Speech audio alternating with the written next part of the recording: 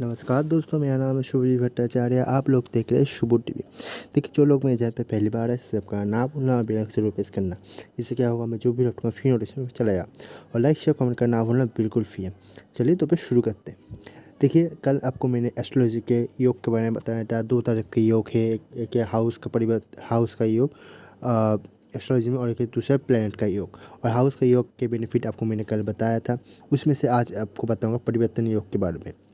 जो परिवर्तन योग हाउसेस से बनते हैं, ठीक है। अब ये परिवर्तन योग बहुत ज़्यादा स्ट्रॉन्ग होते हैं हाउसेस से बनने से, क्योंकि आपके पास अगर किसी योग ना हो, चाहे बुधादित्य योग ना हो, इस तरह की योग अगर आपकी कुंडली में एक किसी महान राजयोग की तरह ही काम करते हैं। और परिवर्तन योग बहुत ही कम कुंडली में बनते हैं, और जब भी बनते हैं इसका फलादेश बहुत ही अनोखा होता है।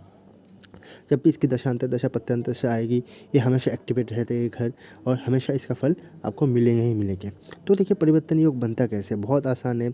आपका जो first house, second house, third house, किसी भी हाउस का प्लैनेट किसी भी हाउस के साथ चेंज हो जाए तो एक परिवर्तन योग बन जाए। सपोज कीजिए मिथुन रंग की कुंडली है, सेकंड हाउस में आपके कर्क राशि आती है। कर्क राशि का लॉट होता है चंद्रमा। चंद्रमा अगर आपके मेष राशि पे जाके बैठ जाए, और मेष राशि के लॉट होते हैं आपके मंगलदेव।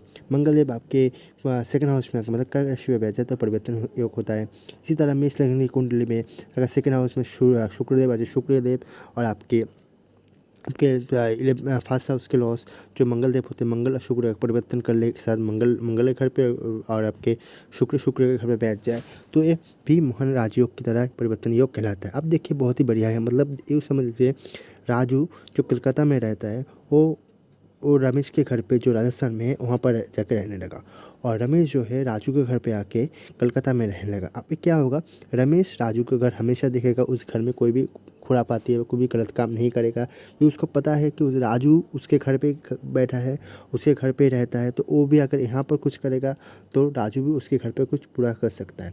उसी तरह राजू को पता है कि रमेश घर पे है, उसके राजू के घर पे, और राजू रमेश के घर पे अगर कुछ करेगा तो रमेश भी राजू के घर पे कुछ कर सकता है। तो एक म्यूचुअल अंडरस्टैंडिंग हो जाते हैं इन दोनों में, और कोई किसी का खराब घर नहीं करता है।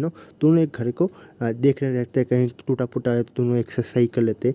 इसी तरह प्लैनेटों का भी होता है, जब एक दूसरे के लॉट, एक दूसरे हाउस के लॉट का परिवर्तन कर ले तो ये परिवर्तन योग की तरह ही काम करता है।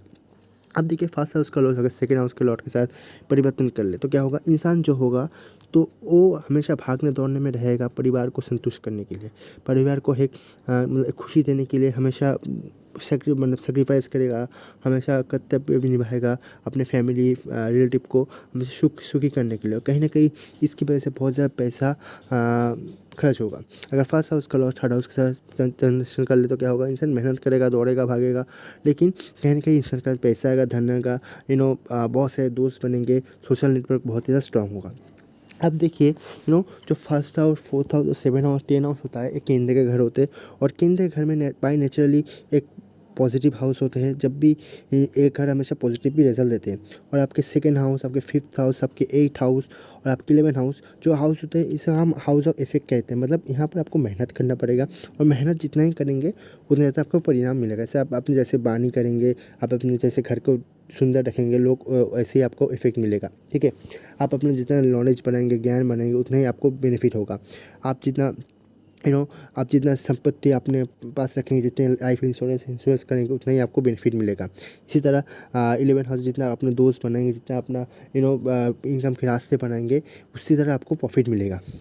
और आपके थर्ड हाउस जो होता है, थर्ड हाउस, 6th हाउस, आपके 12 हाउस, 9 हाउस, ये जो हाउस होते हैं, ये हाउस आपको ज़्यादा 100% मेहनत करेंगे और 50% इफेक्ट मिलेगा। मतलब दोस्तों, जो थर्ड हाउस होगा वहाँ पर आपको बहुत ज़्यादा मेहनत, दौड़ना भागना पड़ेगा, आपको पराक्रम दिखाना पड़ेगा, और पराक्रम के अनुसार आपको फल नहीं मिलेगा। जितना पराक्रम करने का फल उतना ही मिलेगा जितना आपको मिलना है, उससे ज़्यादा आपको नहीं मिल सकता। 6th हाउस में लॉसेस होता है, 6th हाउस में आपके कोर्ट केस होते हैं, कोर्ट केस में होंगे आपके आपके तबीयत खराब, लिटिगेशन इस तरह के होते, तो वहाँ पर फिक्स होगा, ठीक है। आपके 9 हाउस पे आप जितने भी धर्म कर्म कर ले, लेकिन फ़ायदा आपको उतना ही मिलना है जितना मिलना है, ठीक है। आप बहुत ज़्यादा धर्म करेंगे, बहुत ज़्यादा दान दक्षिणा करेंगे तो नहीं होगा, उतना ही करना है जितना करना है। और 12 हाउस देखिए, आपको कुछ हासिल करने कुछ तो खोना ही पड़ेगा, ठीक है। आपको अगर प्यार चाहिए तो टाइम देना पड़ेगा, ठीक है। हर एक चीज़ को पाने के लिए कुछ ना कुछ खोना यहाँ पर पड़ता है। इसी तरह अगर फर्स्ट हाउस और फोर्थ हाउस का परिवर्तन हो जाए, इंसान को हमेशा मतलब यूँ समझिए सोने का चम्मच मुँह में लेकर जन्म हुआ इंसान होगा, हमेशा प्लेज़र सुख हमेशा इसके पास आते रहेगा। फिफ्थ हाउस होगा तो इंसान के साथ फिफ्थ हाउस के फर्स्ट हाउस परिवर्तन होता है, इंसान के साथ कहीं न कहीं पास्ट लाइफ कर्म जुड़ा होगा, पास्ट लाइफ के साथ अच्छे कर्म है जिसको उसको इस साल भोगना है।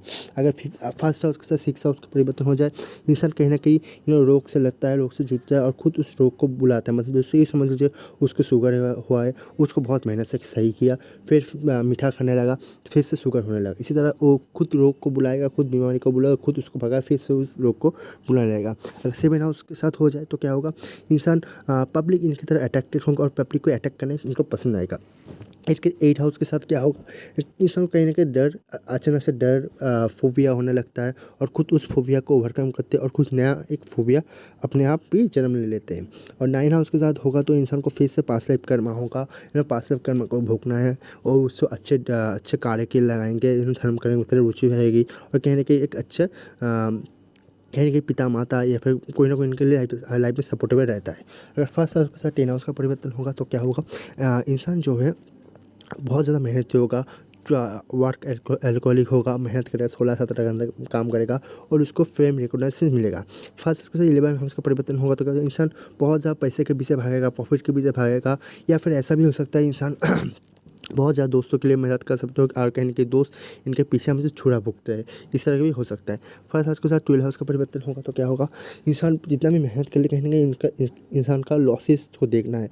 तो जब भी फर्स्ट हाउस के साथ 12 हाउस का परिवर्तन हो जाए, मैं कहता हूँ आप अपने घर के साथ दूर जाके काम करेंगे, विदेश जाके काम करेंगे तो आपको बहुत ज़्यादा फ़ायदा मिला, बजाय आप अगर यहाँ पर आपके जन्म स्थान पर काम करके इतना ज़्यादा फ़ायदा नहीं मिलता इंसान को हमेशा दूर ट्रैवलिंग करके काम करना पड़ता है।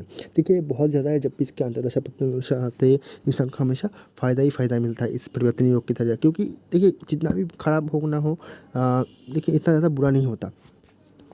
तो देखिए मेरा वीडियो तक अगर मेरा वीडियो को पसंद आया तो लाइक शेयर कमेंट करना, आप लोग बहुत आसानी से फॉलो कर सकते हैं और वीडियो देखना बहुत पसंद है, बाकी देखते हैं ना।